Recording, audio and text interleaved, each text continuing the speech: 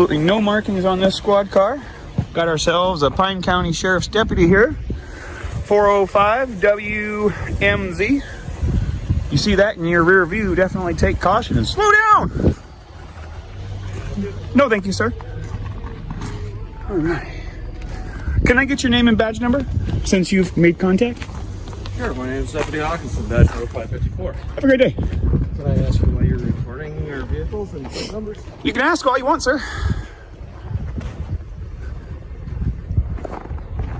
All right, we got another dirty vehicle. Love it.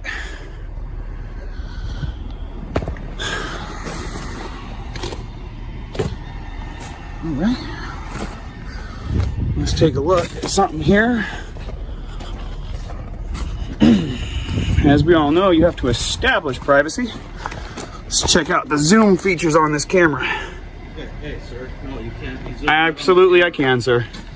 Hey, whoa, do not touch me. You cannot touch me. You cannot be. Sir, it is available and viewable from public. You cannot Sir, be recording. It is viewable from the public. You cannot interfere with me. Yes. You cannot interfere with me. Be recording inside the vehicles with okay, let's take it down a step. Let's take it down a step. Okay, at this point, I am going to ask for your identification. My ID? Why? Am I being detained? Do you want to start me a call? Hold on. The office. Am I being detained? A gentleman here trying to record inside squad. Day 2. Yes. And why am I being detained? Now, because, like I just told you, you're recording. Is that a crime? Is that a crime? Data privacy law? No, sir. Right from the jump, this video frames itself as a First Amendment confrontation. But what makes this encounter so important isn't just the recording, it's how quickly authority is challenged when accountability enters the picture. This isn't a traffic stop. There's no emergency. There's no crime in progress. What we're watching is a public official reacting emotionally to being observed. And that's where things start to spiral. Recording in public is not a loophole, it's a constitutional right that courts across the country have repeatedly affirmed. But notice the tension already building. The moment the camera zooms, discomfort sets in. The power dynamic flips. Suddenly, the presence of a lens becomes suspicious. And that's the hook here. When law enforcement treats transparency as a threat, it exposes far more than any camera ever could. Stick around, because what starts as a simple question turns into a textbook example of how rights get tested when ego enters the scene. Sir, you are required to create your own privacy. I am not required to do your privacy for you. How you doing, sir? What's your name and badge number? Investigator Nygaard. Nice to meet you, sir. I really would like to take the tension down. Let's de-escalate. Right. So can I see your ID? No, you cannot. Okay. Not unless you have reasonable, articulable suspicion that I have committed, am committing, or am about to commit a crime, which is a statute or law. Not your feelings, not your policies, nothing about that. This is an unlawful detention. As a right This is an unlawful detention. Will you stop interrupting me? Sure, I'm sorry. Okay. So basically, he's walking around, he's recording inside all the squads, collecting plate numbers, everything else like that. Came up to my squad and then started zooming in on the computer and stuff, which our computers is private information. But you need to create the privacy. Okay. Not me. I'm a private citizen. Minnesota statute 13.05, subsection 5, paragraph 2, as you can see right on the screen, states. I don't care, but as of right now, if you have identification on you. I will be glad to provide it for you. In fact, it is in my Jeep, I'm sorry, but in order for me to provide to you my identification, you need to be able to articulate reasonable, articulatable suspicion that I have committed, am committing, or am about to commit an actual law. I'd like to inform you, sir, that you are... This is the first major escalation point, and it's critical to understand why. The argument being made here hinges on privacy, but privacy in law enforcement vehicles isn't automatic. Officers are operating in public spaces, with vehicles visible to anyone passing by. If information is visible from a public vantage point, there is no reasonable expectation of privacy. That's not opinion, that's settled legal doctrine. What's happening instead is an emotional reaction masked as policy enforcement. Notice how the language shifts from calm inquiry to command. You cannot. Do not. These aren't legal conclusions, they're attempts to regain control. And once physical proximity is introduced, the stakes jump dramatically. Touching a citizen without lawful justification isn't de-escalation, it's a liability. This is where situations like this stop being about cameras and start becoming about constitutional boundaries. Outside. Okay, I'm just going to pull a piece of paper out here. You are officially outside of your authority. You are officially violating my constitutional rights. And it states right here, if you read line 3 of the Code of Ethics of Public Services of the City of Hinckley. Dedicated service. All officials and employees. Pardon. Officials and employees shall not exceed their authority or breach the law or risk others to do so. Let me ask you something, sir. If you do not have RAS to demand my identity, and you continue to demand my identity, is that violating the law? As of right now, like I explained to you, going inside, recording inside the computer and stuff, which is a violation of you will privacy find it is laws. not. I am not in violation of any privacy laws. Yes, you are. Sir, So, if you need privacy, it is your obligation to create it. I told you not to be recording, and you zoomed in onto my computer. Well, I actually zoomed in far before you asked anything of Either way, me. I You told you also to stop, contacted and you me. did not stop. Did you touch me? So, I told you to stop. Did you make physical contact with me? I reached out to Are you take aware your that phone that's away assault? Okay. That I'm is not gonna simple debate battery. this with you. Well, then am I free to go? Do you have an ID with you? I do. Can I see Always. it, please? No, you may not. This moment right here is where things either go lawful or go sideways. Identification cannot be demanded simply because an officer is uncomfortable.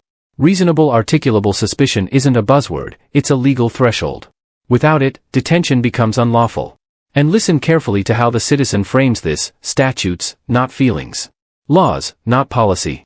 That distinction matters. Policies govern departments, laws govern citizens. When officers conflate the two, they risk crossing into rights violations. Also notice the deflection. Instead of articulating a specific crime, the focus shifts back to recording itself. That's a red flag. Courts have been crystal clear: recording alone does not generate suspicion. When officers can't name a crime, the detention collapses under its own weight. From this point forward, I will observe my right to remain silent. I have nothing further to say to you without a lawyer present. That's fine. I'll just get a hold of my supervisor and I'll see what...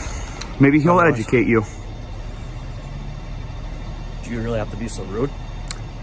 When my rights were violated and I was assaulted by somebody who was sworn to uphold my constitutional rights, I get pretty upset, sir. I'm so sorry to hear that.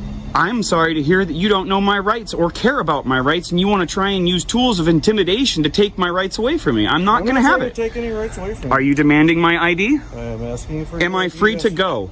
Just hang on real quick. Am I free to go? I said hang on. Am I being detained? I already answered that question for you. And what crime do you suspect of me to be committing? Have committed or am about to commit? What law? You're being very quiet here, Mr. Nygaard. You understand what I'm doing here, don't you? You're trying to figure out what's going on. Mind you, folks, this is day 2. And we've already got a cop who's addicted to identification. God, man, it's like crack to these people. Recording squads, going up the license plates. Everybody was very polite. Oh, we got State Popo. Look at this. Look at this. He's recording license plates, reading it. I don't know if he's doing a Facebook Live thing or whatever else. And he goes walking up to my squad. I told him do not record inside the squad since I have a computer out. And with the data privacy laws, and of course, he zooms in on the computer and everything. I reached How you doing, ma'am? pushed his arm away from Doing great, thanks. my window, and This is Minnesota here for you, folks. telling me that I'm violating... You asked me a question. Went great. This is one of the strongest moments of the encounter, not because it's aggressive, but because it's precise. Calling out authority boundaries isn't disrespectful, it's foundational to constitutional governance. Public officials derive power from the law, not the other way around. When a citizen calmly explains that exceeding authority violates ethical codes, it flips the script. Suddenly, enforcement becomes justification. And here's what's fascinating: instead of rebutting the legal citation, the response circles back to personal interpretation. That's not how law works. If authority can't be articulated, it doesn't exist. This exchange highlights why education matters. Knowing the language of rights forces accountability, and often exposes just how thin the legal footing really is. It went great. Nobody violated my rights. Nobody interfered. By the way, you guys are interfering with my process here. You are interfering with my ability to collect news for public dissemination. It's a violation of federal law. Talk to me anymore. So, He doesn't want to figure out what's going on. I just told you, I'm here to collect information for public dissemination. I'm exercising my constitutional rights, and I wish to be free to go. Would you mind giving me your name and badge number? Supervisor and Associate Patrol 123. You're 123? Yep. Oh, that's actually my former license number for my profession. From California, license 123 is funny. Ironic and what's that? Easy number. Yeah, tell me about it. It's nice. Yeah. Do you mind? I don't have any weapons. I'm a little cold. Can I put my hand in my pocket? Do you mind if I just check? I do. I do mind, but I will. I can kind of see that. I know that I'm under a Terry stop here right now. You're fine. Yeah. I know I'm on a Terry stop, and I know that gives you the right to pat me down. So. By the way, it's an unlawful Terry stop. Just so you know. For the record.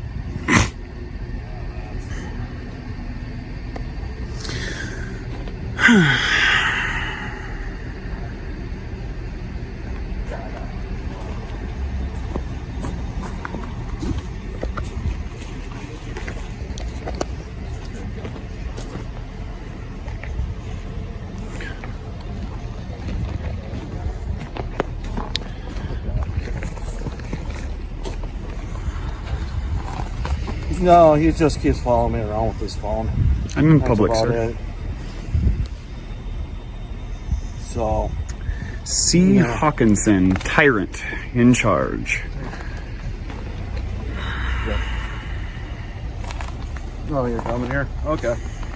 All right. Yeah, if you want to talk with him and deal with it, that'll be great. I wish to be free to go. Well, if you want to leave. I wish to be free from your detention, sir. Okay, well, then you can leave our parking lot. That's perfectly fine. Physical contact is the point of no return in encounters like this. Once an officer initiates contact without legal justification, the issue escalates beyond speech into potential civil rights violations. The key word here is unlawful. You don't need intent to violate rights, only action. And what's striking is how quickly the narrative shifts once that's pointed out. Suddenly, the tone softens. Supervisors are mentioned. Silence becomes strategic. This isn't coincidence, it's damage control. When authority realizes it may have crossed a line, the entire posture changes. This is why remaining calm and articulate matters. Emotion feeds escalation, clarity exposes mistakes.